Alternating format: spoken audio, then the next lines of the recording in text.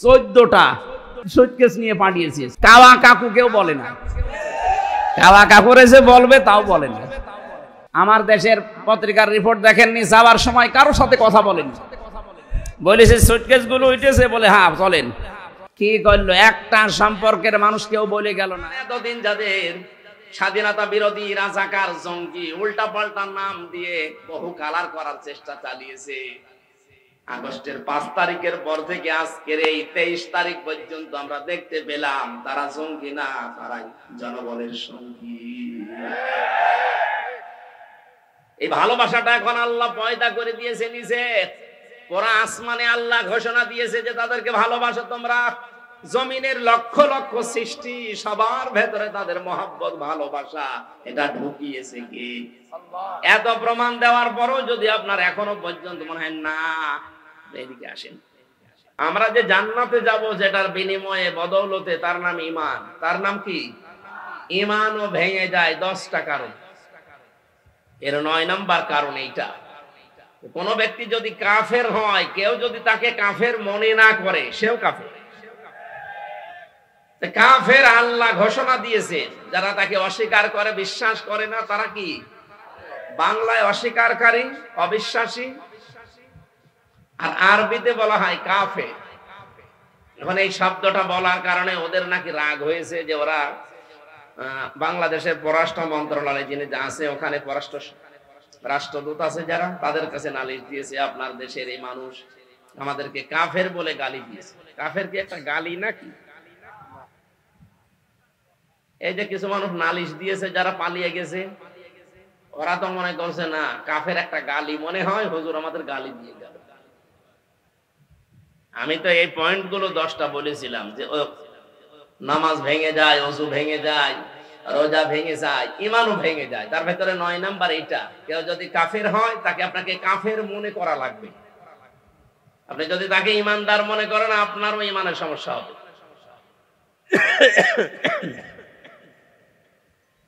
আমি বোঝাতে চাচ্ছিলাম এইটা, যে ওই দেশে কোরআনে কারিমের নিয়ম নেই। হ্যাঁ, মানুষের তৈরি করা নিয়ম নীতি আছে, আইন যা বানায় সেগুলোর বাস্তবায়ন আছে, এই জন্য চলাফেরা করে শান্তি আছে। মানুষের উপর যে অবিচার হয় না, না, এটা বানানো কথা। অবিচার সেখানে হয়, যেহেতু আল্লাহর বিধান নেই। 100% অবিচার মুক্ত যদি করতে হয়, তাহলে একমাত্র কোরআন ছাড়া কোনো গতি নেই। নবীজি বলেন, যদি ন্যায় বিচার দেখতে চাও 100%, তাহলে কোরআনের বিধান প্রতিষ্ঠা করো। এছাড়া আপনি 100% ন্যায় বিচার পৃথিবীর কোথাও পাবেন না যেখানে কোরআন নেই। সুতরাং আমরা এই দ্বিতীয় স্বাধীনতায় যে মানুষগুলো জীবন দিয়ে গেল, প্রায় 1700 মানুষ জীবন দিয়েছে, সরকারি জরিপ তাও 2700-র উপরে এখনো হাসপাতালের বেডে কাতরাচ্ছে। যারা এভাবে পঙ্গুত্ব বরণ করেছে, চোখ হারিয়েছে, আমার কুষ্টিয়াতে একজন লিঙ্গ হারিয়ে ফেলেছে। আমি দেখতে গিয়েছিলাম, যে দেখি ওর বোন, ওর মা বলছে আমার ছেলে লজ্জাস্থান উড়ে গেছে, পুলিশ এমন গুলি মাইরেছে এমন জায়গায়। সুতরাং এই সমস্ত মুক্তিযোদ্ধাদের আমি স্মরণ করছি। 24 সালে যারা জীবন দিলেন, এরাও মুক্তিযোদ্ধা। বলেন, এরা শহীদ। অনেকে শহীদ বলতে এদের রাজি না, বলে না উনি সবাই পালাচ্ছে, আর আবু সাইদ যে বুক পেতে দিলে উনি আত্মহত্যা করেছে। আরে শয়তান, জালেমের জুলুমের সামনে নিজের বুক পেতে দিলেও সে শহীদ হবে নাকি আর একবার শহীদ হয়ে দেখানো লাগবে? যারা এগুলো বলতেছে, এগুলো ফরিদ উদ্দিন মাসুদ আর রুহুল আমিনের বাঁচাটা গোলামেরা। এদেরকেও মানুষ বলে আলেম। কিসের আলেম? কোরআনে কারিমে কি পড়ে আলেম হয়েছেন আপনি? আল্লাহ নিষেধ করেছেন মুখের উপরে নোটিশ দিয়ে, আলা তাকুলু লিমা ইয়াকতালু ফি সাবিলিল্লাহি আমওয়াত।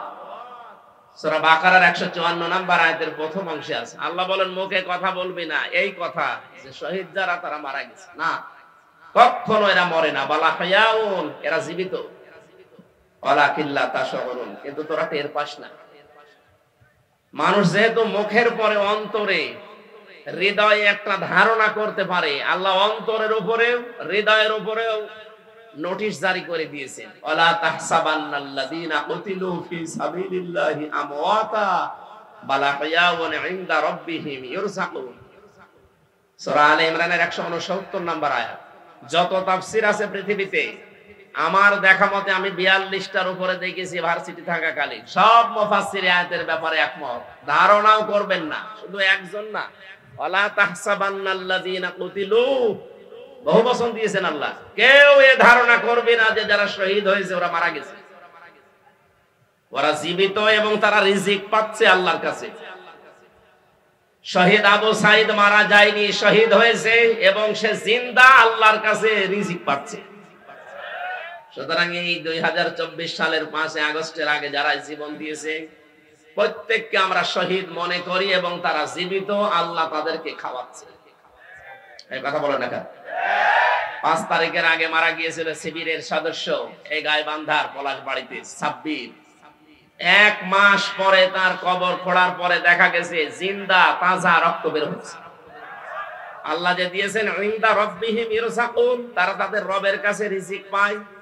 কেউ যদি না খায় রক্ত গোশত তৈরি হয়, তার মানে তাকে আল্লাহ অবশ্যই খাওয়িয়েছে এবং এ সাব্বির অবশ্যই শহীদ। কথা বলেন না কেন?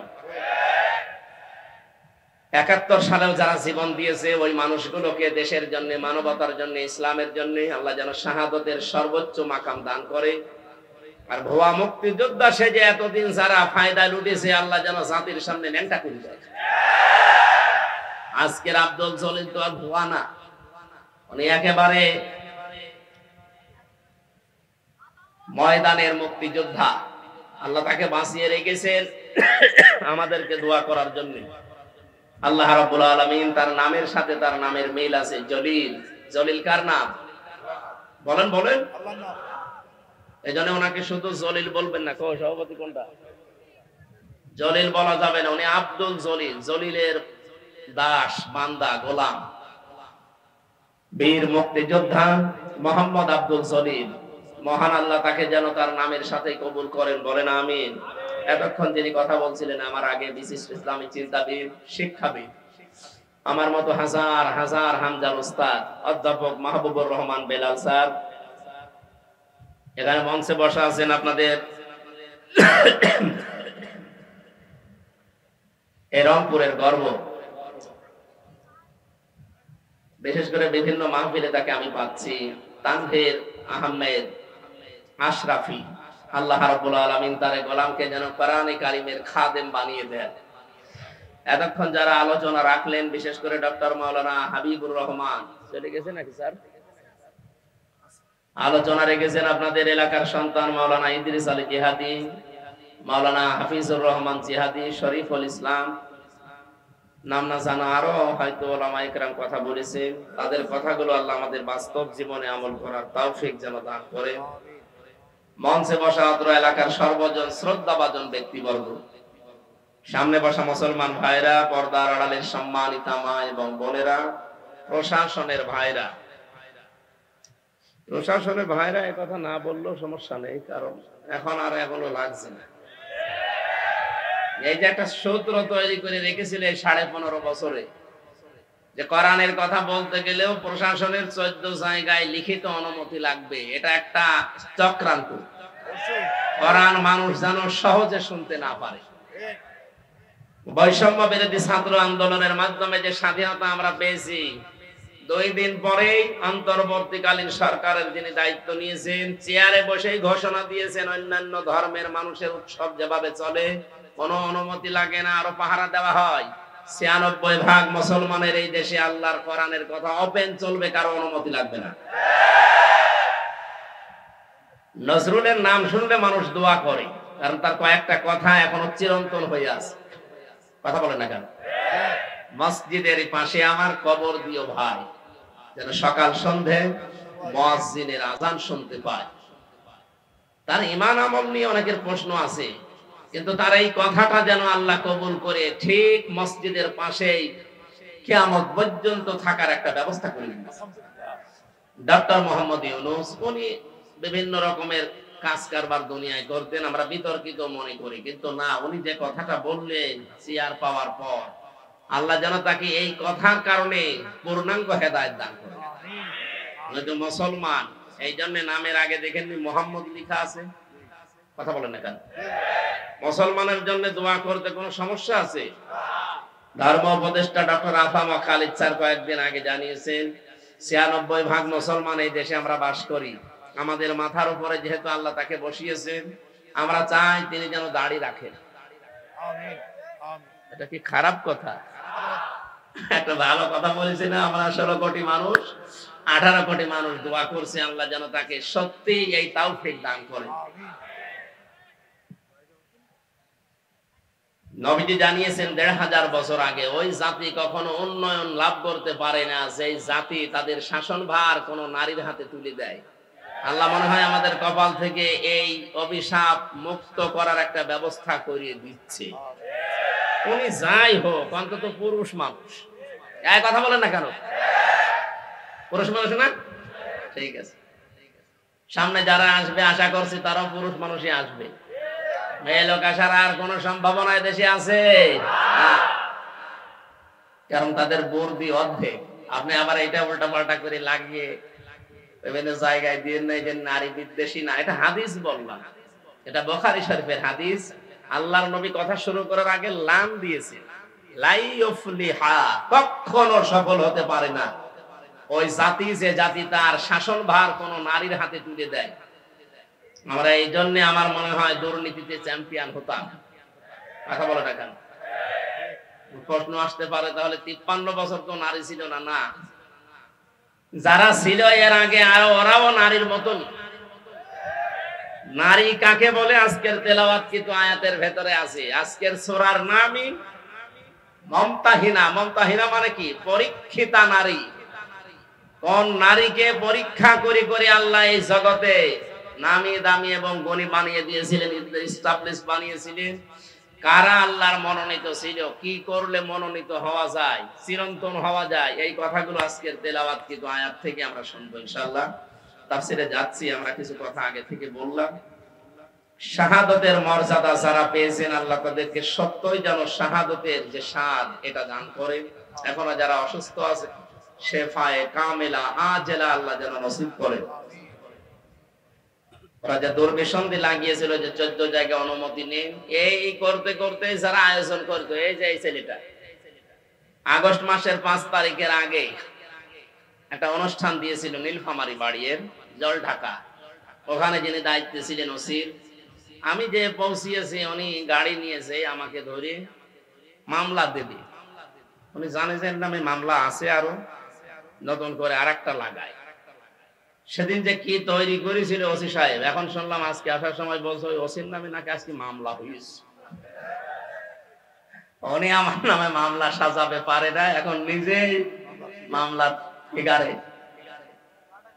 এই জন্য যারা এই সিস্টেম করেছিলেন কিয়ামতের আগে এ দেশে আর কোরআনের কথা বলতে কোনো অনুমতি লাগবে না, সেইটাই ফিরে আসবে ইনশাআল্লাহ।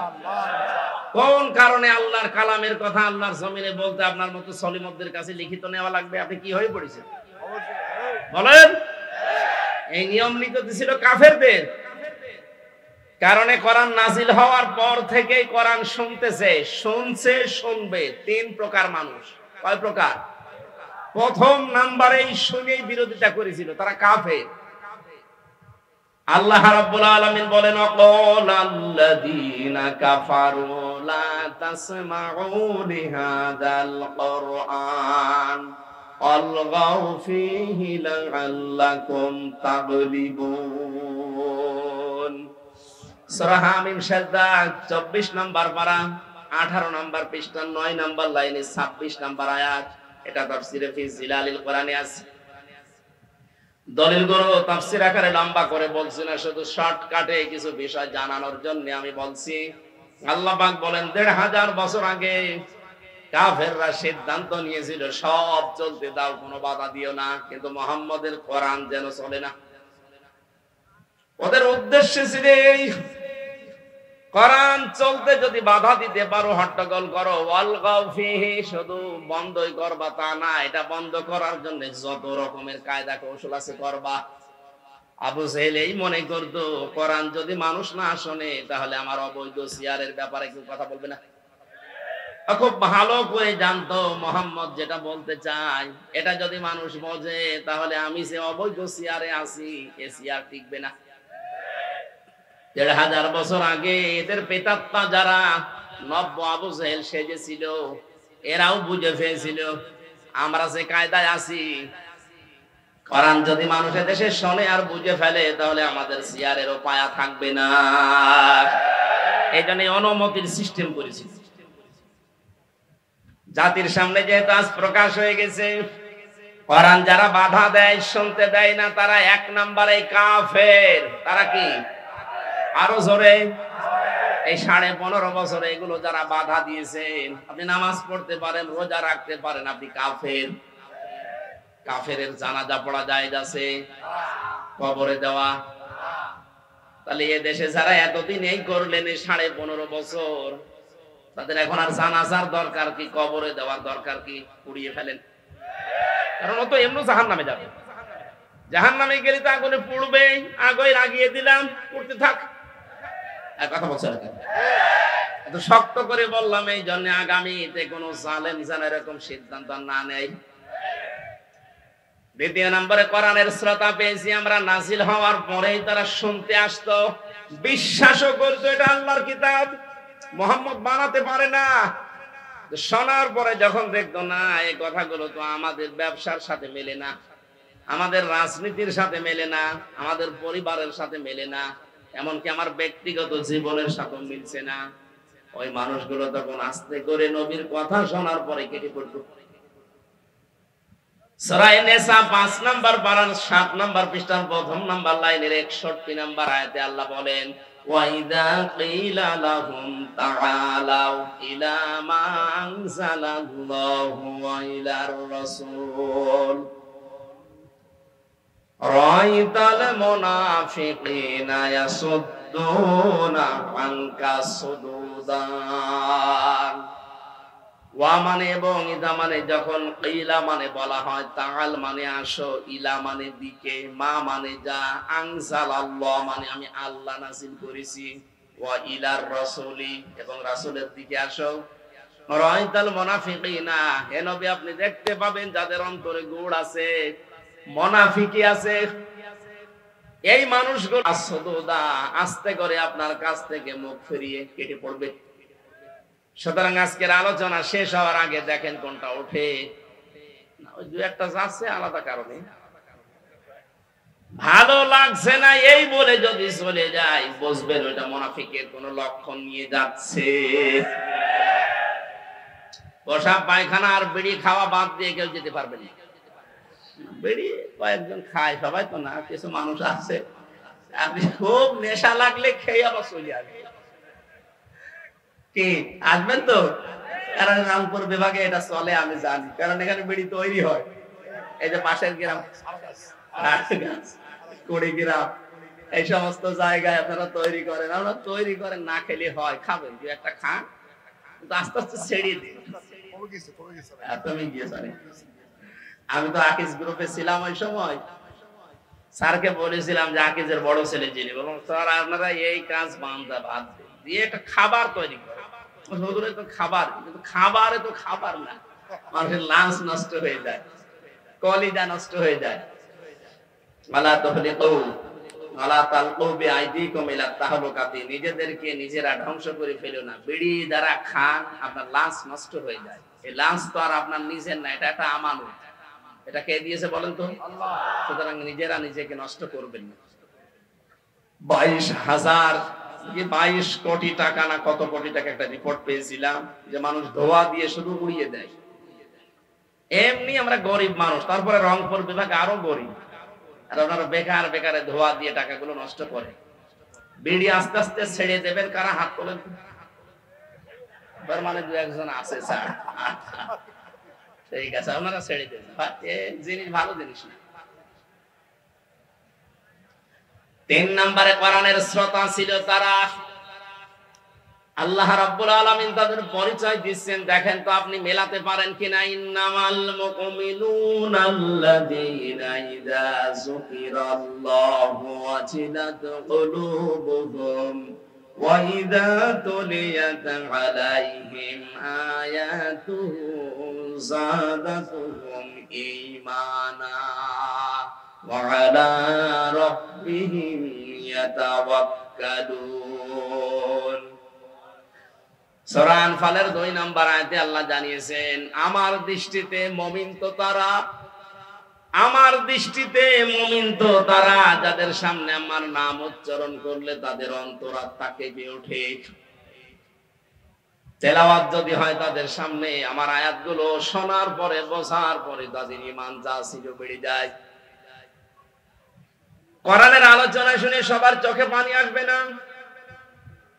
وَإِذَا سَمِعُوا مَا أُنزِلَ إِلَى الرَّسُولِ تَرَى أَعْيُنَهُمْ تَفِيضُ مِنَ الدَّمْعِ مِمَّا عَرَفُوا مِنَ الْحَقِّ। সূরা মায়দা 7 নম্বর পারার 1 নম্বর পৃষ্ঠার 1 নম্বর লাইনের 83 নম্বর আয়াতের প্রথম অংশে আছে, আল্লাহ পাক বলেন, হে নবী, যখন তেলাওয়াত করবেন আপনার প্রতি যেটা আমি নাযিল করেছি এই কোরআন, দেখবেন আপনার সামনে কিছু মানুষ আছে তারা এর মর্ম বাণীগুলো যখন উপলব্ধি করতে পারবে মনের অজান্তে তাদের চোখ দিয়ে পানি পড়ছে। কোরআনের আলোচনায় সবাই মুগ্ধ হবে না, মন দিয়ে শুনবেও না, চোখ দিয়ে পানি আসবে না। এটা বোঝার মতো একটা যোগ্যতা থাকা লাগবে মিনিমাম। যাদেরই আছে দেখবেন কোরআনের আলোচনা যখন গভীরে পৌঁছিয়ে যাবে ওরা বসে আছে কিন্তু অজান্তেই তাদের চোখ দিয়ে পানি পড়ছে। বাড়ি যাওয়ার সময় যারা সিদ্ধান্ত নেবে ওয়ালা রব্বিহিম ইয়াতাওয়াক্কালুন, জীবনে আজকে থেকে যদি ভরসা করি আল্লাহ ছাড়া কারো উপরে ভরসা করব না। কোরআন নাযিল হওয়ার পর থেকে শ্রোতা পেলাম কয় প্রকার? 3 প্রকার। বলেন, এখানে যেহেতু কাফের নেই, মুনাফিকও থাকলে থাকতে পারে। কারণ হচ্ছে নবীজি ইন্তেকালের আগে মুনাফিক তৈরি হবে কোন কাফেরদের ভেতরে, ইহুদিদের ভেতরে, বৌদ্ধদের ভেতরে, হিন্দুদের ভেতরে, খ্রিস্টানদের ভেতরে। কথা বলেননি? নবীজি ইন্তেকালের আগে জানিয়েছেন মুনাফিক এটা তৈরি হবে শুধুমাত্র আমার উম্মত মুসলমানদের ভেতরে। আর আমরা যেহেতু এই দেশে 96% মুসলমান, আমাদের ভেতরে মুনাফিক তৈরি হওয়ার সম্ভাবনা নেই। বলেন বলেন, আপনি দেখেন তো আপনি কি না? আয়াতুল মুনাফিকি সালাসা, ইযা হাদাসা কাযিবা ওয়া ইযা ওয়াদা আখলাফা ওয়া ইযা তুমিনা খান। নবীজি বলেন মুনাফিকের 4 মাসে তাদের ভেতরে যারা কথা বললে মিথ্যা কথা বলে। এই কথা বলেন না কেন? এই আচরণ বাংলাদেশে নেই। কত হাসি পট্টি বাঁধা মানুষ হাতে তসবিহ নিয়ে ঘুরতো, সেও যে এরকম ডাহা মিথ্যা কথা বলতে পারে ক্ষমতার কারণে। এখন যে বলছে যে না আমি পদত্যাগ করিনি, এই ভিডিও কি বানানো নাকি? এই কথা বলেন না কেন? আপনি যদি পদত্যাগ না করে থাকেন তাহলে রাষ্ট্রপতি যেটা বলছে এটা কি বানিয়ে বলছে? ধোঁকা দিয়ে বোকা বানিয়ে এতদিন খেয়েছেন, এখনো খেতে চান। আপনি তো টাটকা নির্ভেজাল মুনাফিক। কারণ কথা বললেই মিথ্যা কথা বলেন। মুনাফিকের পক্ষে যদি কোনো মুমিন থাকে, কেউ মুনাফিক এই কথা বলছেন না? যার হাতে শাপলা চত্বরের আলেমদের রক্ত লেগে আছে, যার হাতে 2024 সালের মুক্তিযোদ্ধাদের রক্ত লেগে আছে, কথা বলেন না? এই মানুষের পক্ষ নিয়ে এখনো পর্যন্ত আপনি স্ট্যাটাস দেন, বলেন আমি আছি আপা, ঘাবড়াবেন না। আপনি ঘাবড়ালে আমরা নরম হয়ে যাই। আমি তো শয়তান দেখিনি, ওরে ভিডিও দেখি আমার মনে হলো শয়তান যদি দেখতাম তো এইরকমই হতো। এটা টাটকা নির্ভেজাল শয়তান, বাড়ি গোপালগঞ্জ, ধরা পড়েছে কয়েকদিন। এবার পিটিয়ে সোজা করবে প্রশাসন। এক কথা বলেন না কেন? আপা ঘাবড়াবেন না। ও যে বলেছে আপা ঘাবড়াবেন না, আপনি ঘাবড়ালে আমরা নরম হয়ে যাই। আমার মনে হয় প্রশাসন ওরে ধরেছে নরম বানাতে, আমরা চাই ওরে নরম বানিয়ে ফেলুক। এক কথা বলেন না কেন? জালেমদের তালিকা করে করে ছোট জালেম আর মাঝারি জালেম বাদ দিয়ে যারা বড় বড় জালেম ছিল প্রত্যেকটি জালেমের তালিকা করে ছবি নিয়ে মোড়ে মোড়ে টাঙিয়ে দেবেন। এদেশে কিয়ামতের আগে কোন জালেম যেন আর প্রতিষ্ঠিত হতে না পারে ইনশাআল্লাহ।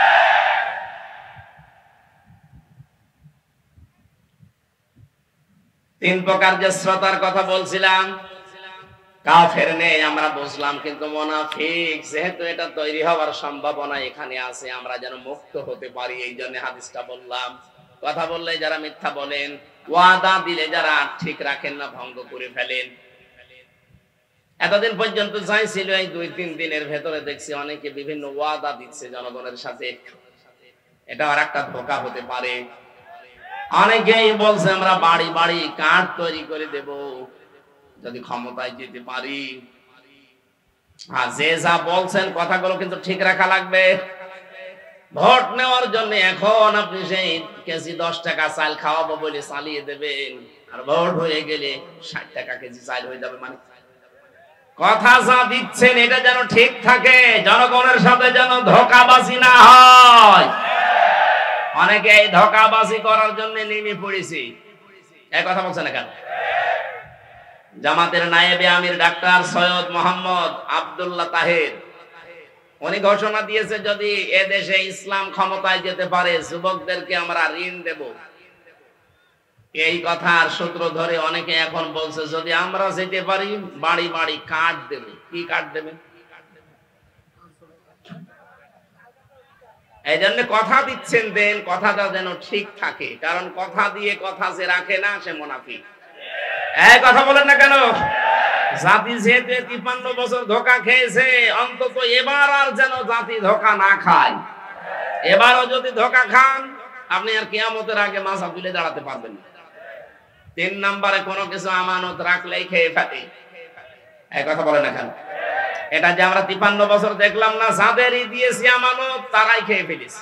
দরবেশ, এত বড় দরবেশ পৃথিবীতে আছে, দাড়ি কেটে লোমো হয়ে গেছে। আর কি আমানত 36,000 কোটি টাকা আপনি এক জীবনেও গণনা করে শেষ করতে পারবেন না। কিন্তু আমি একটা দলের গ্যারান্টি দিচ্ছি, যদিও মনে করছেন আমি ওই দলের না, আমি অ্যাক্টিভ না, কিন্তু গ্যারান্টি দিতে পারি বাংলাদেশ জামাত ইসলামী এবং শিবির একটা টাকা যদি দুর্নীতি দেখাতে পারেন আমি অন্তত কথা বলবো না। এটা এদেশে এখন প্রমাণ হয়ে গেছে। এই কথা বলেন না কেন? এত প্রমাণ পাওয়ার পরেও যদি আপনার এখনো পর্যন্ত চিন্তা ভাবনা করতে দেরি হয়, তা আপনার আর চিন্তার রেখা খুলবে না।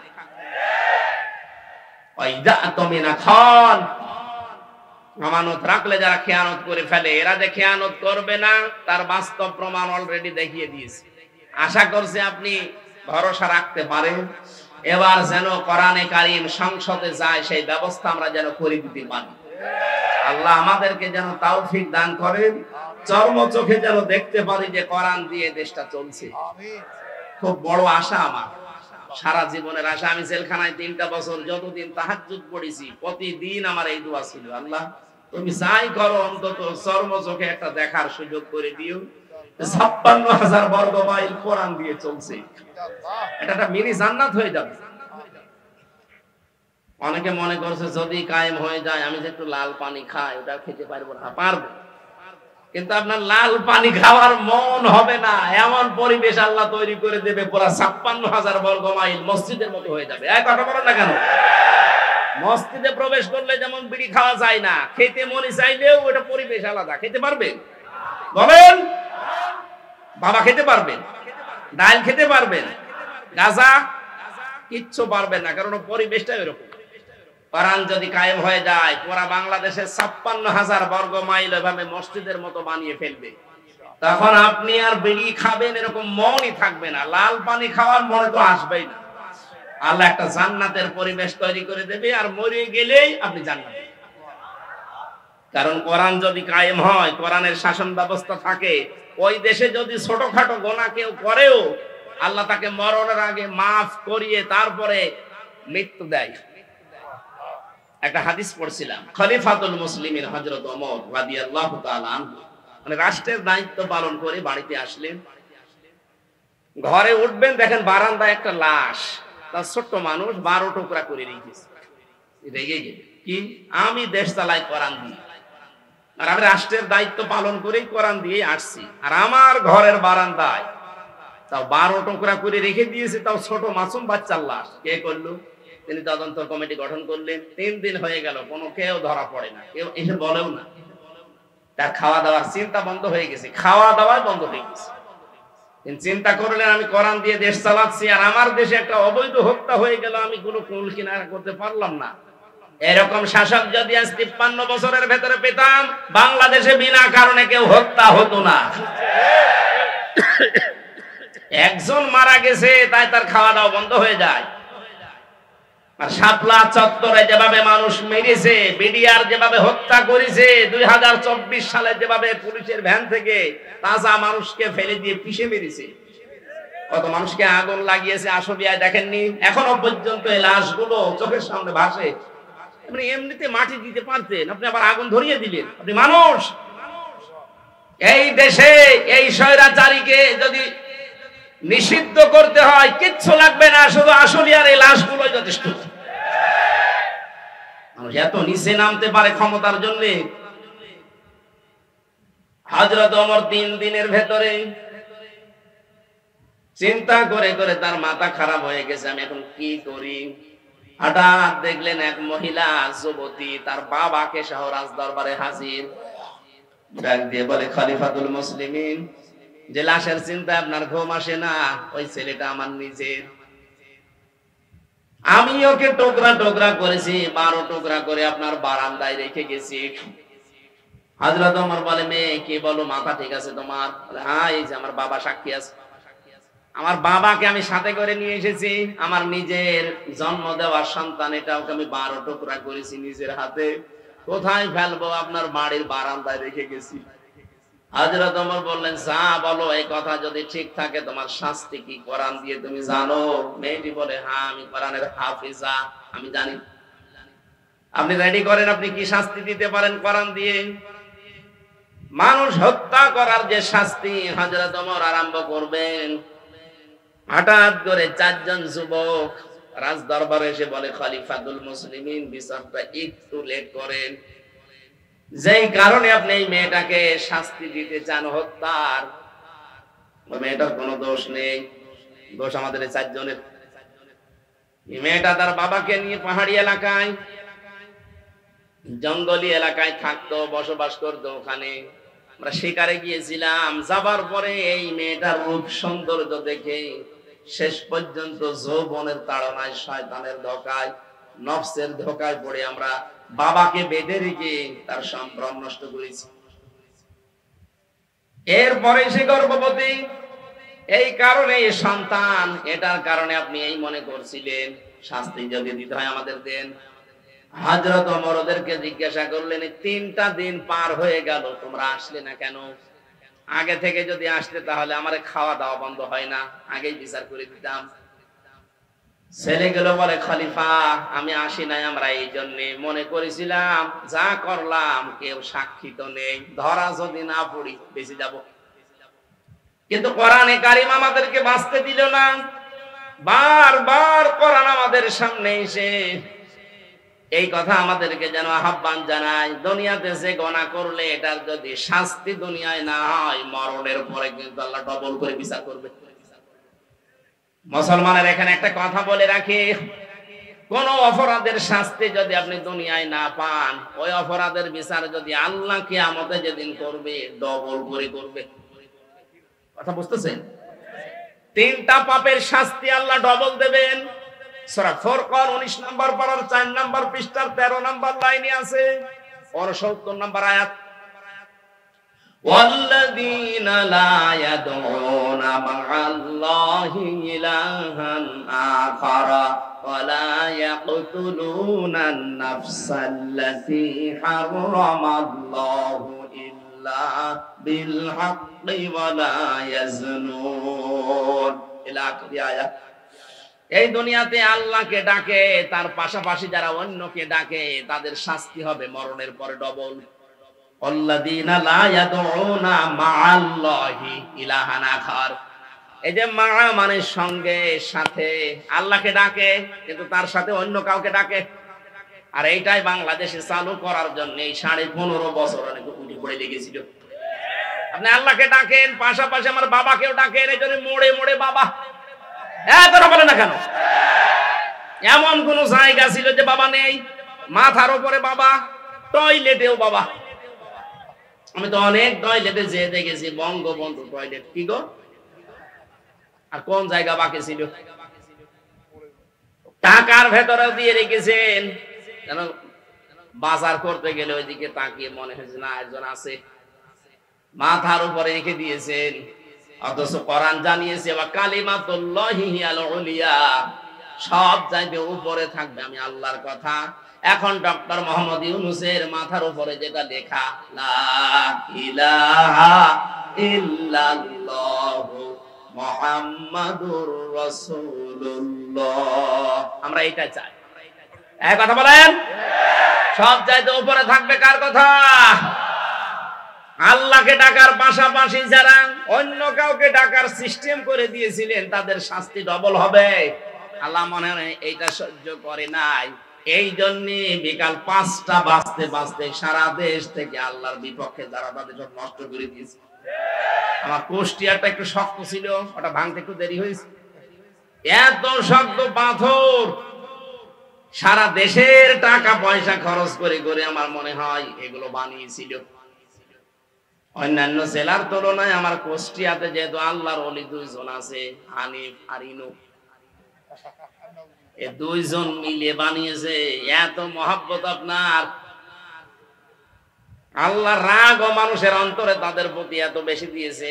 একজনকে দেখলাম আদালতে কেউ লাথি দিচ্ছে, পচা ডিম দিচ্ছে, আর একজনের বাড়ির ইট খুলে নিয়ে চলে যাচ্ছে। তার আজকে আমরা পরিষ্কার আল্লাহর সাথে অন্য কাউকে ডাকবো না, সে মরা বাবা হোক আর জিন্দা বাবা হোক।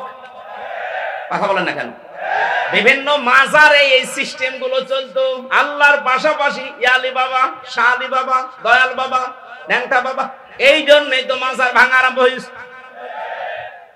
একেবারে শিরকের প্রকাশ্য কারখানা এটা।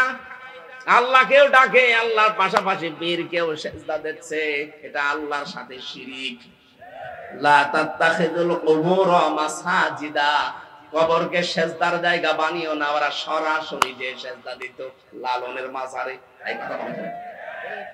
আর প্রকাশ্য গাঁজা তো আছে, অধিকাংশ মাজারে আমরা দেখেছি জেনার কারখানা।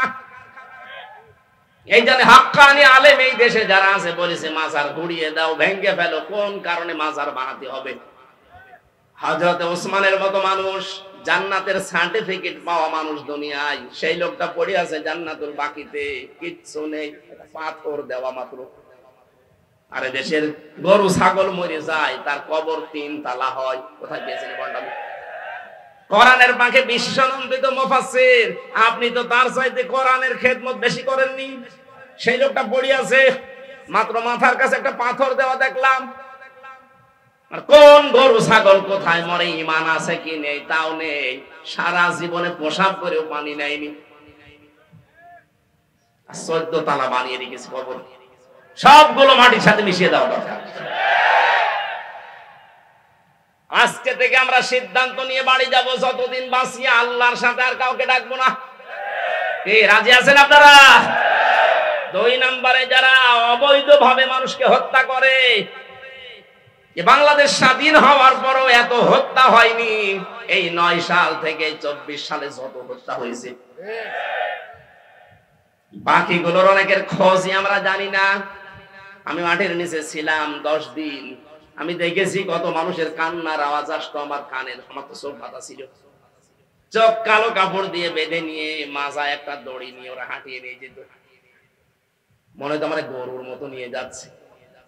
আশপাশ থেকে কান্নার আওয়াজ পেতাম, কারণ কোনো আওয়াজ তো ওখানে যাওয়ার কথা না। মানুষ সিঁড়ি দিয়ে উপরে ওঠে, আর ওরা সিঁড়ি দিয়ে আমার নিচে নিয়ে যেত।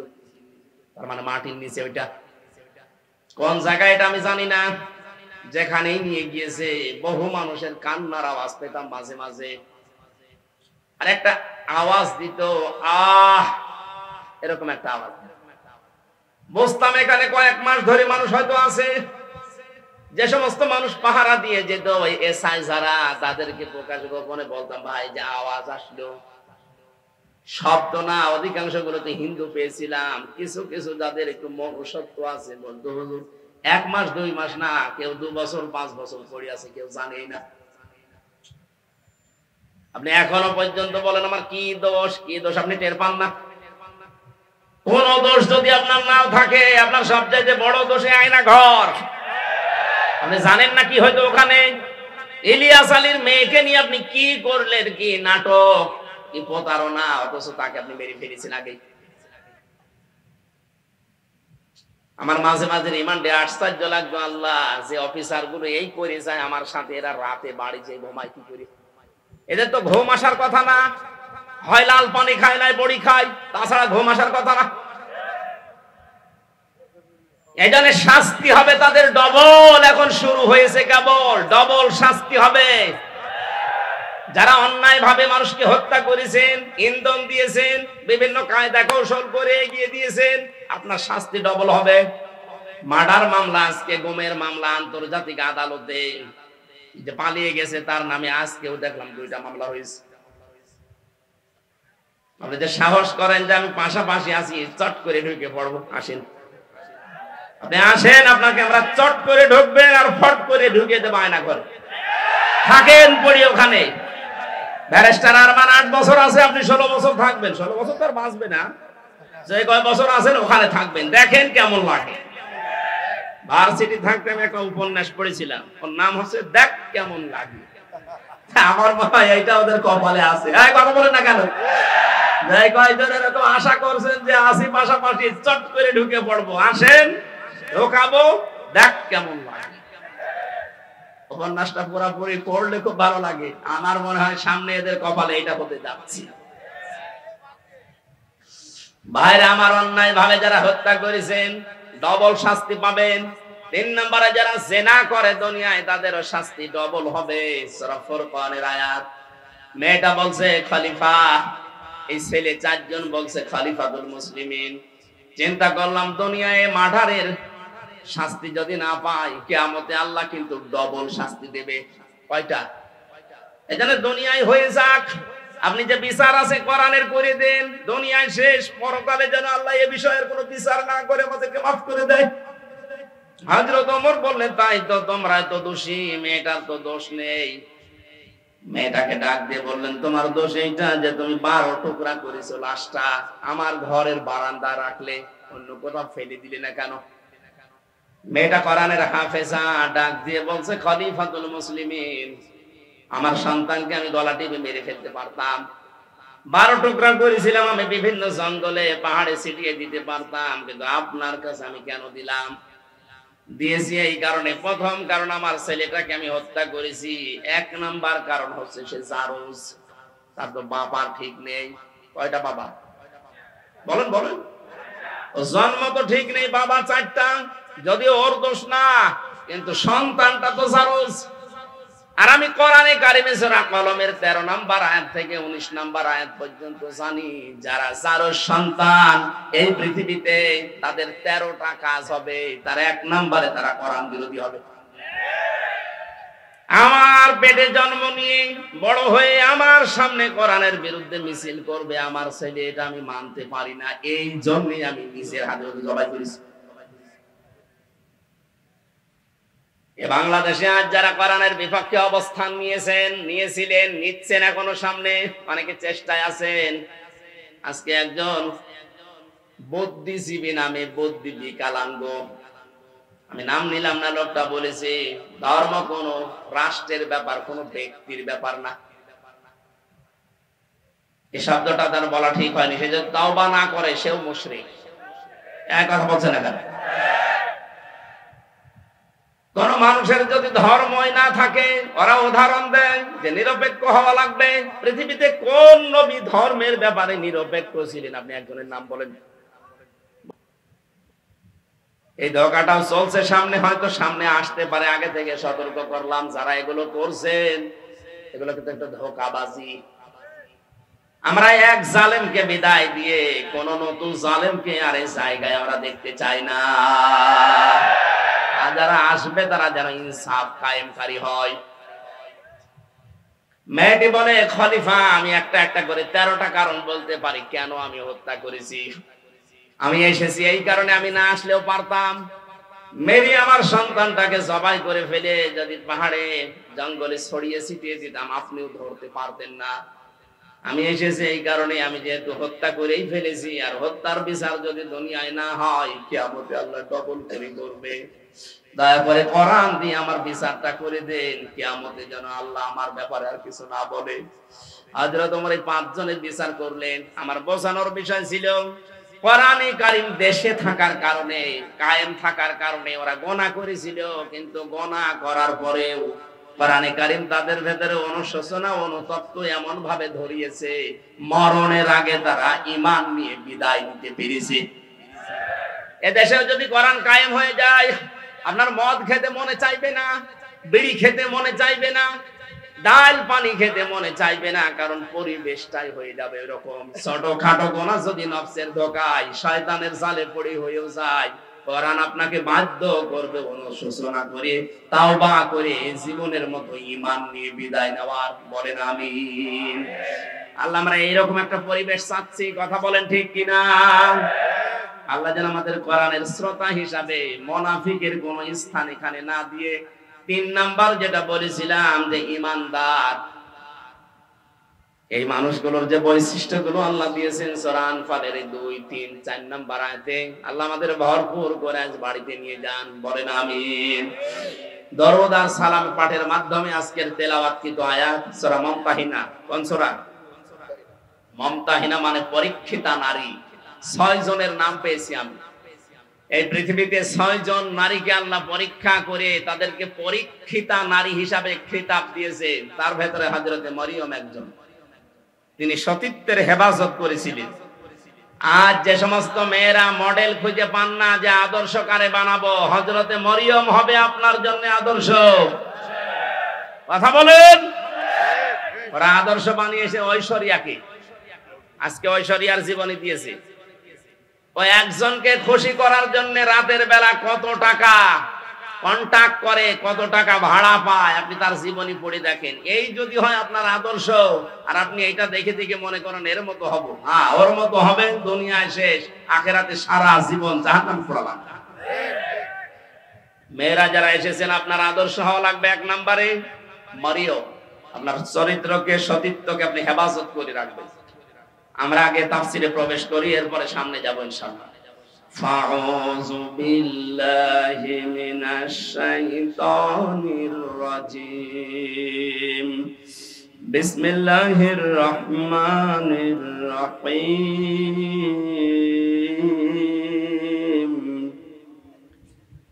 ইয়া আইয়ুহান নাবিয়্যু ইযা জাআকাল মুমিনাতু ইউবাইয়ুনাকা ওয়ালা আল্লা ইউশরিকানা বিল্লাহি শাইআ। সাদাকাল্লাহুল আযীম। সূরা মুমতাহিনা নামকরণটা এর ভেতরে শব্দটা আছে, এখান থেকে সূরার নামকরণ। আজকে আমরা সবগুলো আয়াত পড়েছি মাত্র 1 আয়াতের 4 ভাগের 1 ভাগ। আমার আজকের আলোচনার বিষয় হচ্ছে ঈমান কিভাবে আপনি আনবেন। আমরা তো অনেকে ঈমানদার বসে আছি, কিন্তু এইভাবে না। ঈমান আনতে হলে কিছু শর্ত মানা লাগে। আমরা যেন আজকে শোনার পরে ওই শর্ত অনুযায়ী আমাদের বাকি জীবন চালাতে পারি। বলেন আমিন। সূরা মুমতাহিনার 12 নম্বর আয়াতটা পড়েছি। আল্লাহ ডাক দিয়েছেন ইয়া আইয়ুহান নবী, হে নবী। কোরআন শরীফের ভেতরে আল্লাহ ইয়া মুহাম্মদ বলেন নাই, ইয়া নবী, ইয়া রাসূল এই শব্দটা লাগিয়েছেন। আর মুহাম্মদ শব্দ বলার সঙ্গে সঙ্গে নবীজির রিসালাতের ঘোষণা দিয়ে তার সম্মান আরো বাড়িয়ে দিয়েছেন। আজকে রাসূলের সম্মান বাড়ানোর জন্য রবিউল আউয়াল মাসে যারা জন্মদিন পালন করে, সাফ করে শুনে রাখেন, পৃথিবীর কোন মানুষের জন্মদিন, মৃত্যুদিন পালন করার ভেতরে কোনো ফায়দা নেই। এমনকি কোন মানুষ যত দামি হোক আপনার জীবনের জন্য, যত উপকার করুক আপনার জীবনে, ও যদি মারা যায় সর্বোচ্চ 3 দিনের উপরে কোনো শোক নেই। হ্যাঁ, একজন মহিলার স্বামী যদি মারা যায় তাহলে 3 মাস 10 দিন সে বিবাহ বন্ধনে আবদ্ধ না হয়ে তার জন্য অপেক্ষা করে এর পরবর্তীতে অন্য স্বামী গ্রহণ করবে, এই শেষ। পৃথিবীর কোন মানুষের জন্য 3 দিনের উপরে শোক জায়েজ নেই। আর আমরা সেই 75 সাল থেকে শোক পালন করিয়েই আসছি। কেন? উনি কি আপনার কি স্বামী হয়? আপনার কি বাবা হয়? কোন কারণে শোক পালন করা লাগবে তার জন্য? বলেন। আপনি কি তাকে ইসলামের ঊর্ধ্বে মনে করেন?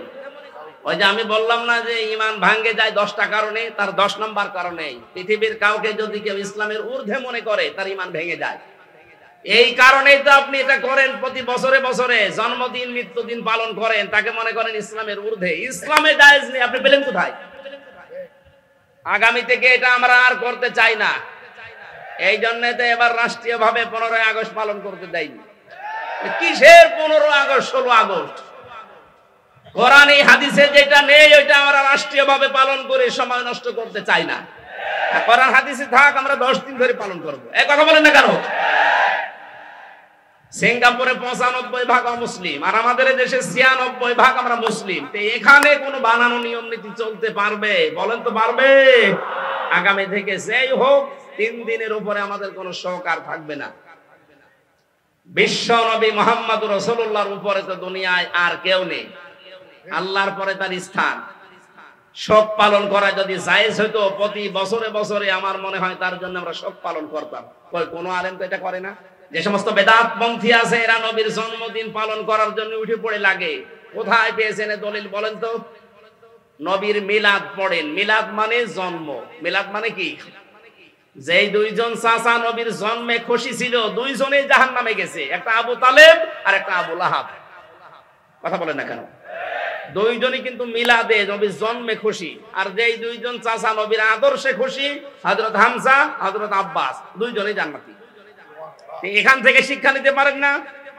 এরপরও আপনি আলেম নামে জালেম হয়ে কলঙ্ক করে মানুষকে আপনি ধোঁকা দিয়ে বোকা বানিয়ে টাকা ইনকাম করছেন এই রবিউল আউয়ালের নাম দিয়ে।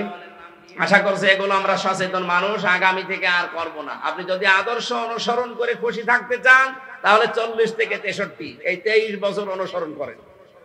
এই কথা বলেন না কেন? আমরা এখন থেকে কারো জন্ম নিয়ে আনন্দ করব না। আমাদের জন্ম নিয়ে আনন্দ না, আমাদের আনন্দ হবে তার আদর্শ নিয়ে। কথা বলেন না কেন? নবীজিকে আল্লাহ ডাক দিলেন ইয়া মুহাম্মদ, যেখানে কোন জায়গায় কোরআনে আল্লাহ দেয়নি। নাম নেওয়ার সঙ্গে সঙ্গে রিসালাতের ঘোষণা দিয়ে তার সম্মান বাড়িয়ে দিয়েছেন। মুহাম্মাদুর রাসূলুল্লাহ, ওমা মুহাম্মাদুন ইল্লা রাসূল, মা কানা মুহাম্মাদুন আবা আহাদিম মির রিজালিকুম ওয়ালাকির রাসূলুল্লাহ খাতামান নাবিয়্যিন। আর আছে সূরা মুহাম্মদ একটা আয়াত, আলা নুজিলা আলা মুহাম্মাদ হুয়াল হাক্কু মির রাব্বিহি। প্রত্যেকটি জায়গায় আল্লাহ তার নাম নেওয়ার সঙ্গে সঙ্গে ঘোষণা দিয়েছেন যে তিনি আমার রাসূল। জোরে বলেন আল্লাহু আকবার। এই জন্য আমরা এই জায়গা একটা স্পর্শকাতর জায়গা। রাসূলুল্লাহকে কেউ গালি দিলে আমরা সহ্য করতে পারি না। কুষ্টিয়াতে গত 2 দিন আগে একজন বুঝে হোক না বুঝে হোক গালি দিয়েছে। এখানে কোনো ছাড় নেই, আপনি বুঝে দেন আর না বুঝে দেন আপনি অপরাধী। কুষ্টিয়া ফুঁসে উঠেছে, সারা দেশ এখন ফুঁসতেছে। আগামী থেকে আমরা এই দেশের এই বিবেক বুদ্ধিহীন কিছু মানুষ আছে বিভিন্ন নাম নিয়ে যারা চলে, সে যে নামেই হোক, রাসূলুল্লাহর ব্যাপারে কিন্তু কোনো আপোষ নেই। বিশ্ব নবীকে অপমান করার চেষ্টা করলে, গালিগালাজ করলে, যা করা লাগে এই দেশের মানুষ কিন্তু তাই করবে। এজন্য সাবধান হয়ে থাকবেন এই বিষয়ে। অন্তত আপনি আমারে গালি দেন, অসুবিধা নেই, কিন্তু রাসূলুল্লাহকে গালি দিতে পারবেন না। আমাদের জীবনের চাইতেও তিনি আমাদের কাছে দামি। কথা বলেন ঠিক কিনা? আল্লাহ এই মহব্বতের কারণে যেন আমাদেরকে মাফ করে দেন। আমি এখানে একটা তথ্য বলবো, এই যারা মহব্বত করি আল্লাহর রাসূলকে, এই কথা বলে শেষ করে দেন, তাদের জন্য খুব শিক্ষা আছে এখানে। আপনি শুনেছেন আয়াতটা, দেখেন এইভাবে নেই, কুল ইন কুনতুম তুহিব্বুনাল্লাহা ফাত্তাবিউনি ইউহিব্বুকুমুল্লাহ ওয়া ইয়াগফির লাকুম যুনুবাকুম আল্লাহু গফুরুর রহিম। সূরা আলে ইমরানের 31 নম্বর আয়াত। আল্লাহ পাক বলেন, নবী আপনি বলুন তোমরা যারা বলো আল্লাহ তোমাকে ভালোবাসি, এই দাবি যারা করো তাদেরকে বলছি এই দাবি করার দরকার নেই। যদি দাবি সত্যে প্রমাণ দিতে চাও, ফাত্তাবিউনি, আমি রাসূলের অনুসরণ করো।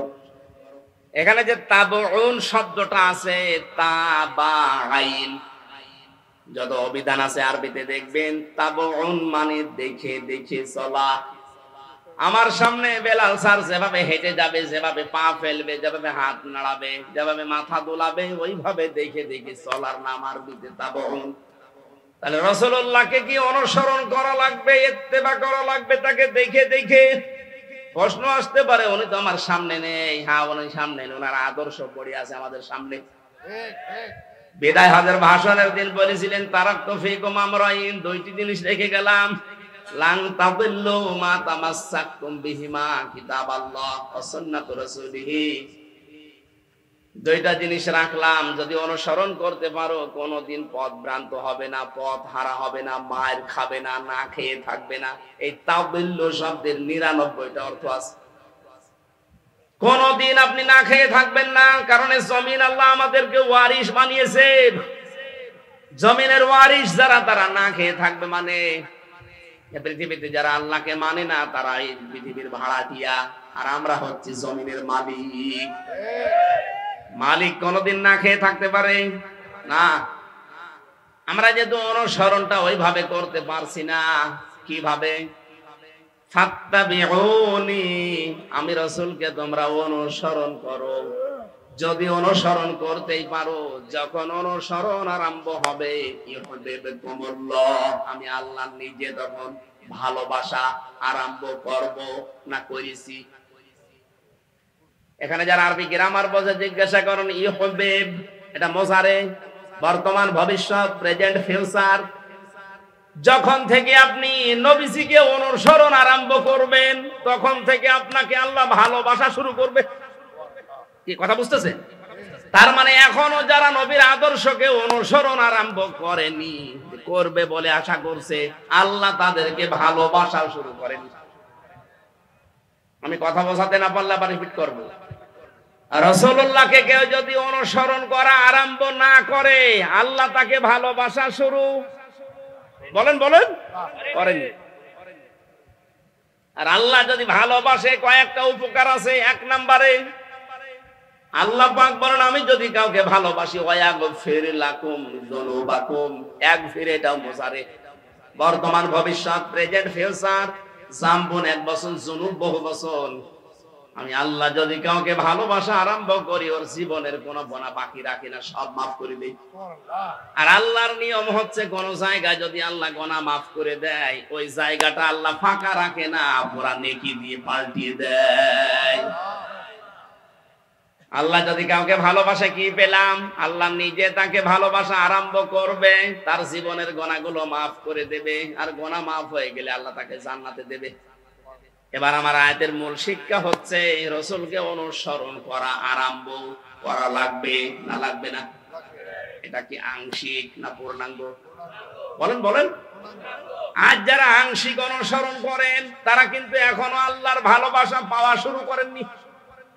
আংশিক অনুসরণ মানে হয়তো দাঁড়িয়ে আছে রাসূলের মতো, জুব্বা গায়ে দেন, খাবারের পরে মিষ্টি খান, রাসূলের মতো সালাত আদায় করেন, সিয়াম পালন করেন, হজ করেন রাসূলের মতো দেখে দেখে। কিন্তু বিশ্ব নবী যে 10 বছর রাষ্ট্র চালিয়েছিলেন, এইটাকে আপনি রাজনীতি মনে করেন? কথা বলেন না কেন? তাহলে অনুসরণ কি আপনার আংশিক না পূর্ণাঙ্গ? আংশিক অনুসরণ করলে আল্লাহ আপনাকে ভালোবাসা শুরু করবে। কোন জায়গায় আছে কোরআনে দেখান। এই জন্যই তো বারবার বলছি, রাসূলুল্লাহকে আজ থেকে অনুসরণ করা লাগবে পূর্ণাঙ্গ।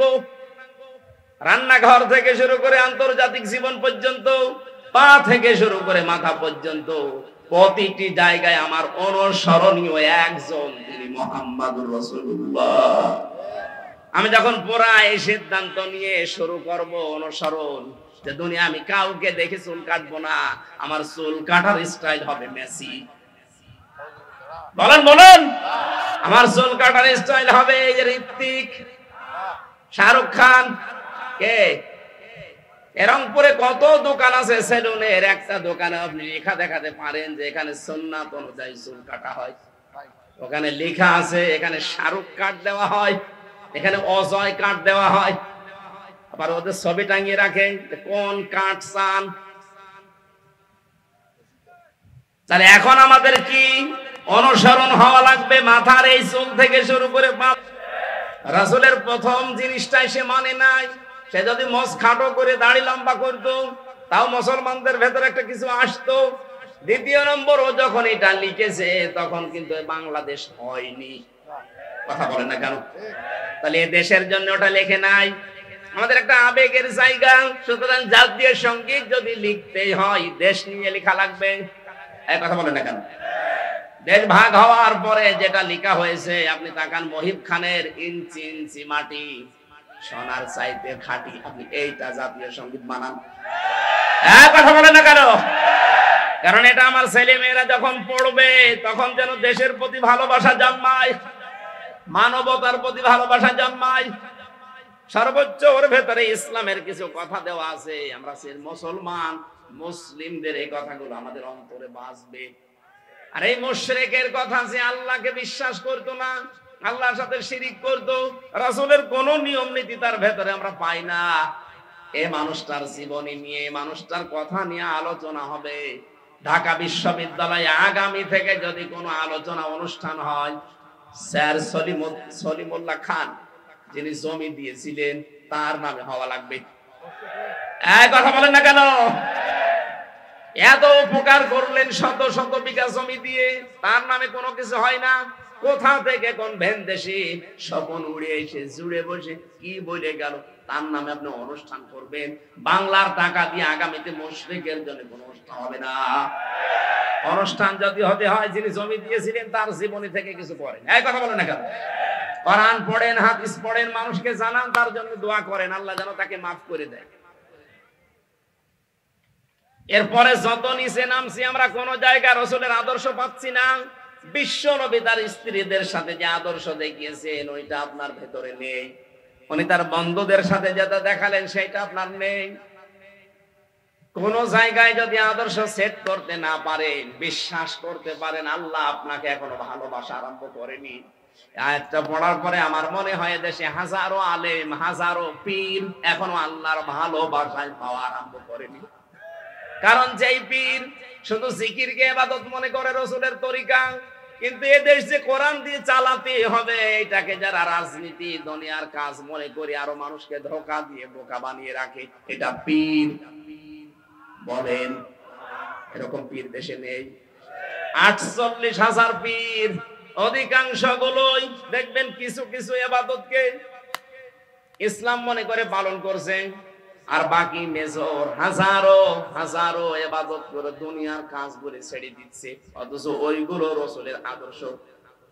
বিশ্বনবী জানিয়েছেন তোমরা সবাই ঐক্যবদ্ধ হবা, এটা কোরআনে কারীমের নির্দেশ। ওয়াতাসিমু বিহাবলিল্লাহি জামিআ ওয়ালা তাফাররাকু, সবাই মিলে একভাবে আল্লাহর রজ্জুকে আঁকড়িয়ে ধরবা, এ বিষয়ে কোনো মত পার্থক্য করবা না। অথচ বাংলাদেশে এখন একটা মেজর সমস্যা হয়ে দাঁড়িয়েছে।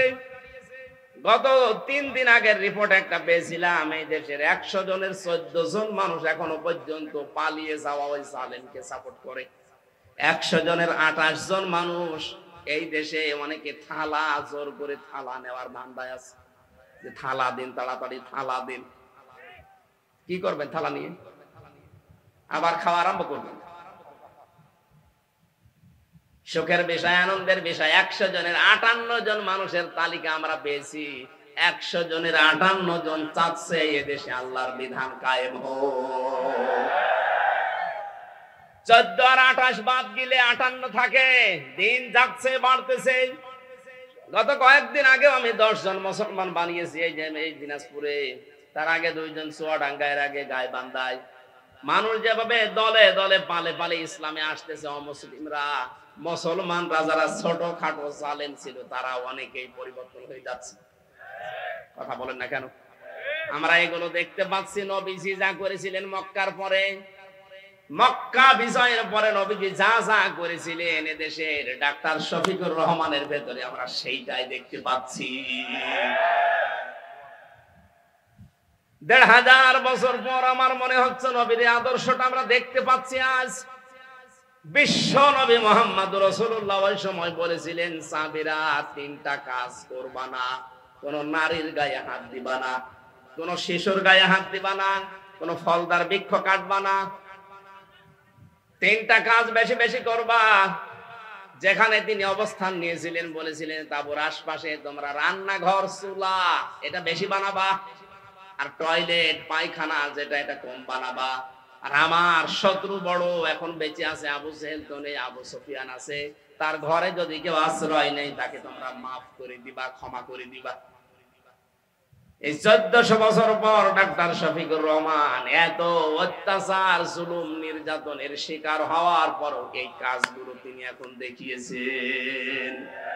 যারা আমাদের প্রকাশ্য শত্রু ছিল তাদের ওই ঘর বাড়িগুলো উনি পাহারা দিয়েছেন লোক দিয়ে।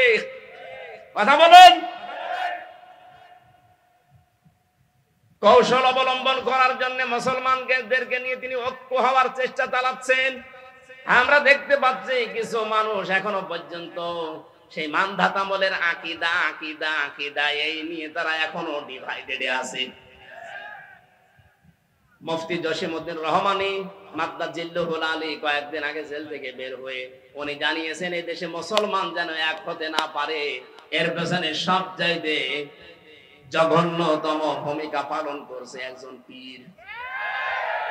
জাতি কিন্তু বুঝে ফেলেছে, যারা ফরিদউদ্দিন মাসুদের মতো মানুষকে তালয় বানিয়েছেন। এই কথা বলে না কেন? আপনি আর তালয় বানানোর লোক পাননি দেশে? এর মানে একটা কলঙ্কিত মানুষ। মুফতি আমিনী সাহেবের জামাই মাওলানা শাখাওয়াত রাজি আমার সাথে 3 বছর জেলে ছিল বেচারা। উনি মাঝে মাঝেই বলতো, টক শোতেও বলেছে, এই বাংলাদেশে তাসলিমা নাসরিনের মতোই এই ফরিদউদ্দিন মাসুদ, কোনো পার্থক্য নেই। ও আর একই, যে লোকটা কোরআনের পাখি সাইদি সাহেবের ফাঁসি চাইতে পারে, একটা মাজলুম মানুষ সে জেলখানায় আছে, তারা আমিত্ব দিয়েছিল, আর এই লোকটা শাহবাগে গিয়ে বলছে আমরা তার ফাঁসি চাই। এটা একটা টাটকা নির্ভেজাল কুলাঙ্গার। আরে আলেম নাম নিয়েছে, ওর নাম নাকি বুজুর্গ, আল্লামা কত কিছু দিয়েছে। ওর নামে বুজুর্গ দিলে আল্লাহর আরশ কাঁপবে, ওর নাম বেজিরগু। কথা বলে না কেন? যে কয়টা 5-8 গোলাম ছিল যারা মাজলুমের বিপক্ষে অবস্থান নিয়েছিল, পক্ষে না গিয়ে জালেমদের পা শুধু চেটেছে। যারা কওমি জননী নাম দিতে পারে জালেমকে, একটাকেও যেন বিচার ছাড়া আর বাঁচতে না দেওয়া হয়। প্রত্যেকের বিচার আমরা দেখতে চাই। এই কথা বলেন। ওই যে মাইজ ভান্ডারী নজিবুল বশর, ও শয়তান সেদিন ভিডিও পাঠিয়েছে যে আমি যা করেছি জামাতের বিরুদ্ধে, শিবিরের বিরুদ্ধে, বিএনপির বিরুদ্ধে, এরা আমারে ছাড়বে না, জীবনও আপনাকে ছাড়া হবে না। আপনি সবচাইতে বড় মারাত্মক ভুল করেছেন কোরআনের পাখির বিরুদ্ধে মামলা দিয়ে, তাও মিথ্যা মামলা। যারা সাক্ষী দিতে যায় তাদের সাক্ষী পর্যন্ত গায়েব হয়ে যায়। ও নিজে যখন স্বীকার করছে যে আমি এটা করেছি, আমারে ছাড়বে না, না আমরা ছাড়তেও চাই না, দৃষ্টান্তমূলক শাস্তি চাই এই মাইজ ভান্ডারীর। কথা বলেন। আলেম নামে কলঙ্ক, এগুলো নাম নিয়েছে কি সুন্দর সুন্দর, দেখেন কুসেআ, কি কুসেআ, কি কুকুর, শ্রীগাল, বিড়াল। যাদের নামে ডিনেগনেশন ডিগ্রি 14টা করে ব্যবহার করে, এগুলো জাহান্নামী মানুষের আলামত। আপনাকে মানুষ নিজে ডাকবে, আপনি আল্লামা কিনা, নিজের নামে আগেই পরিচয় দেয় আমি শোলাকিয়ার ইমাম। বলছে কিসের শোলাকিয়ার ইমাম? ইমামতি করার জন্য সেই গোপালগঞ্জ থেকে গন্ডা ভাড়া করে এনে বাইতুল মোকাররমের মতো জায়গা অপবিত্র করেছে। কত মুসল্লির রক্ত ঝরিয়েছে, এর যেন ছাড় দেওয়া না হয়। এই কথা বলে না কেন? যেই দিন কওমি জননী নাম দিয়েছে এই রুহুল আমিন নামে, আলেম নামে কলঙ্ক, সেই দিন জেলখানায় ওর নামে বদদুয়া করেছে কওমি মাদ্রাসার আলেমরা। আমার সাথে 86 জন 76 জন ছিল। মাওলানা মামুনুল হক থেকে শুরু করেছে, আলেম গুলো ছিল। বলছে কি করলো, কি আমাদের তো ডুবিয়ে মারলো। এখনো পর্যন্ত আপনি একটা পীরের নাম নিয়ে তার সাফাই গিয়ে যাচ্ছে। মুফতি জসিমউদ্দিন রহমানী 11 বছর জেল খেটেছে। আপনি কয় বছর ছেড়েছিলেন? তার যে স্যাক্রিফাইস, সে তো এমনি এমনি বলে না, সে আপনাদের সাথে ছিল, মিশেছে, দেখেছে, বাস্তবতা সে জানে। আমিও জেলের ভেতরে কমপক্ষে 50 দিন তার সাথে আমার দেখা। মাঝে মাঝে আমারে বলতো, হামজা, এদেশে যদি একত্রিত মুসলমান না হয়, তার পেছনে সবচাইতে গুরুত্বপূর্ণ ভূমিকা কঠিন জঘন্যতম ভাবে পালন করে ওই পীর। এখনো পর্যন্ত করে যাচ্ছেন, আপনি থামবেন। একটা ঐক্য হওয়ার চেষ্টায় আছে। সব আলেম ওলামা যদি এক হয়ে, যে 58 ভাগ এমনি এমনি হয়নি, সব দাড়িওয়ালা টুপিওয়ালা মানুষগুলো এক হয়ে যাচ্ছে। আর এখানে আপনি এখন সেই মানধাতা আমলের আকীদা করছেন। কার আকীদা খারাপ আপনি দেখেন তো। জামাত ইসলামী বাংলাদেশের আকীদা হচ্ছে লা ইলাহা ইল্লাল্লাহু মুহাম্মাদুর রাসূলুল্লাহ। হ্যাঁ, কালেমা যদি আপনি ভুল প্রমাণ করতে পারেন, তাহলে জামাতের আকীদা খারাপ। কালেমা তো নিজেও জিকির করছেন, আমরাও করছি, এখানে তো কোনো পার্থক্য নেই। কিসের আকীদা করেন? এই উল্টা পাল্টা ধোয়া তুলে মুসলমানদেরকে আজ ডিভাইডেড করবেন না, এটা হারাম কাজ। মুসলমানদের এক করা ফরজ, আর ভাগ ভাগ করা হারাম। এটা তো আমি বানালাম। সূরা আলে ইমরানের 105 নম্বর আয়াত, আপনি বাড়িতে যে মিলিয়ে দেখেন। যারা আজ মুসলমানদেরকে এক হতে দিচ্ছেন না, আপনি হারাম কাজে আছেন। কোন হারাম কাজ করা অবস্থায় তার ইবাদত কবুল হয় না। সুতরাং আপনার নামাজ, আপনার সিয়াম, আপনার হজ, এই দাড়ি, জিকির সব মাঠে মারা যাচ্ছে। আমি আর নিচে নামতে পারলাম না। এরপরও যদি কারো বিবেক না খোলে, আমার মনে হয় ওকে আল্লাহ মোহর মেরে দিয়েছে আবু জাহেলের মতো, ও আর ভালো হবে না। আমার ভাইরা, এখন থেকে আমাদের অনুসরণ হবে রাসূলের আংশিক না পূর্ণাঙ্গ? পূর্ণাঙ্গ অনুসরণ যখনই আমরা আরম্ভ করব, আল্লাহ আমাদেরকে ভালোবাসা শুরু করবে। তার মানে বোঝা যাচ্ছে, দেশে অনেক আলেম, অনেক পীর এখনো পর্যন্ত আল্লাহর ভালোবাসায় পাওয়া আরম্ভ করেনি। আমরা করেছি, আমরা যারা করছি, চেষ্টা চালাচ্ছি। হ্যাঁ, মাথা থেকে শুরু করে সংসদ পর্যন্ত সব জায়গায় আমার রাসূলের আদর্শ আমরা মেনে নেব। যখনই সিদ্ধান্ত নিয়ে মাঠে নেমে পড়বেন, বুঝবেন আল্লাহ আপনাকে ভালোবাসা আরম্ভ করছে। আল্লাহর ভালোবাসা আরম্ভ হয় তখন যখন কয়েকটা কাজ আপনি দেখতে পাবেন। এই তাকান, আপনাকে যে আল্লাহ ভালোবাসে তার প্রমাণ হিসাবে কয়েকটা কাজ আপনি দেখতে পাবেন সামনে। 1 নম্বরে হাদিস, নবীজি বলেন, আমি যখন, আল্লাহ পাক যখন কাউকে ভালোবাসেন, তখন পুরো আসমানে ঘোষণা হয়ে যায় যে মহান আল্লাহ ওই লোকটাকে ভালোবাসে। আমরা সবাই যারা আসমানে আছো, সবাই ওকে ভালোবাসো। পুরো আসমানের ফেরেশতারা তখন তাকে ভালোবাসা আরম্ভ করে দেয়। জমিনে ঘোষণা দেওয়া হয়, পুরো জমিনবাসী শোনো, হামজাকে আল্লাহ ভালোবাসা আরম্ভ করেছে, তোমরাও ভালোবাসো তাকে। তখন পুরো সৃষ্টি জগতের ভেতর আল্লাহ একটা মহব্বত পয়দা করে দেয়। আমরা এইটা আজ দেখতে পাচ্ছি। আপনি তাকান, এতদিন যাদের স্বাধীনতা বিরোধী, রাজাকার, জঙ্গি, উল্টা পাল্টা নাম দিয়ে বহু কালার করার চেষ্টা চালিয়েছে, আগস্টের 5 তারিখের পর থেকে আজকের এই 23 তারিখ পর্যন্ত আমরা দেখতে পেলাম তারা জঙ্গি না, তারাই জনগণের সঙ্গী। এই ভালোবাসাটা এখন আল্লাহ পয়দা করে দিয়েছে নিজে। পুরা আসমানে আল্লাহ ঘোষণা দিয়েছে যে তাদেরকে ভালোবাসো তোমরা। জমিনের লক্ষ লক্ষ সৃষ্টি, সবার ভেতরে তাদের মহব্বত, ভালোবাসা, এটা ঢুকিয়েছে কি আল্লাহ। এত প্রমাণ দেওয়ার পরও যদি আপনার এখনো পর্যন্ত মনে হয় না, এদিকে আসেন, আসেন, এদিকে আসেন। এই জন্য আমাদের উচিত হবে এখন এই মুহূর্তে দলাদলি বন্ধ করে দেওয়া। ছোটখাটো বিষয় সব আমরা বাদ। এরপরেও যদি আপনি এক জায়গায় হতে না পারেন, আবার কবে হবে? আবার যদি কোন নতুন জালেমে চেয়ারে বসে, কিয়ামতের আগে লাভাতে পারবেন না। আমাদের উচিত এখন সুযোগ, ছোটখাটো বিষয় সব বাদ। কে দাড়ি রাখে, কে দাড়ি রাখে না, কে জুব্বা গায়ে দেয়, কে দেয় না, এটা পরে করবেন। আগে জায়গাটা ঠিক করেন। এখানে থাকলে আপনি ইসলামের নিয়ম নীতি 100% মানতে পারবেন। আর এই জায়গাটা না থাকলে কয়েকদিন পরে আপনারও দাড়ি কাটা লাগতে পারে। এদেশে আড়ঙে অবস্থান নিয়েছিল না, আড়ঙে দাড়ি রাখা মানুষগুলোকে চাকরি দিত না। সামনে কিন্তু এরকম আসবে, আপনি চেষ্টা করবেন রাখার, কিন্তু পারবেন না। জায়গাগুলো সব জালেমের দখলে চলে যাবে। বিশ্বনবী মুহাম্মদুর রাসূলুল্লাহকে আল্লাহ ঘোষণা দিলেন, নবী, যারা আপনি আপনার কাছে আসবে যে ঈমান আমরা আনতে চাই, বলবেন 6টা কাজ করো। 1 নম্বরে, আলা আল্লাহ ইউশরিকনা বিল্লাহ, কোনদিন আল্লাহর সাথে কোনো বিষয়ে শরীক করবা না। 2 নম্বরে ওয়ালা ইয়াসরিকনা বিল্লাহ, ওয়ালা ইয়াসরিকনা, চুরি করা যাবে না, ওয়ালা ইয়াজিনিনা। 3 নম্বরে কোনদিন তোমাদেরকে যেন আমরা জেনা করতে না দেখি। জেনার যে ছড়াছড়ি চলছিল, জেনার যে কারবার গুলো আমরা দেখতে পেয়েছি, বিশেষ করে আকাশ সংস্কৃতির নামে এদেশে বন্যার পানির মতো পিন আপ করা পত্রিকা দিয়ে বিভিন্ন স্যাটেলাইটের মাধ্যমে যা আরম্ভ হয়েছিল, আগামী 10 বছরের ভেতরে চরিত্রবান যুবক যুবতী মানুষ খুঁজে পাওয়া দুষ্কার হয়ে যাবে। এগুলো যারা দায়িত্বে আছেন বন্ধ করার চেষ্টা চালাচ্ছে। আমরা চাই যেগুলো দ্রুত যেন বন্ধ হয়।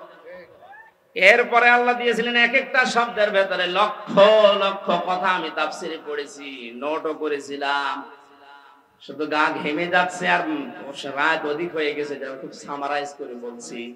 রব্বুল আলামিন বলেন ওয়ালা ইয়াকতুলনা আওলাদাহুন্না, সন্তান হত্যা করা যাবে না। এই শব্দটার ব্যাখ্যা করলে অনেক ভালো হতো। ওয়ালা ইয়াতিনা বিবহতান, কালকে আমার মাহফিল আছে, এই যে এই ছেলেটার এখানে, কালকে ওয়ালা ইয়াতিনা বিবহতান, এই বহতানের উপর আমি কথা বলবো, কারণ এইটা বাংলাদেশে 15.5 বছরে বেশি হয়েছে। ওয়ালা ইয়াতিনা বিবহতান, মানুষকে আন্দাজে দোষ দিয়ে জীবনটা নষ্ট করে দিও না।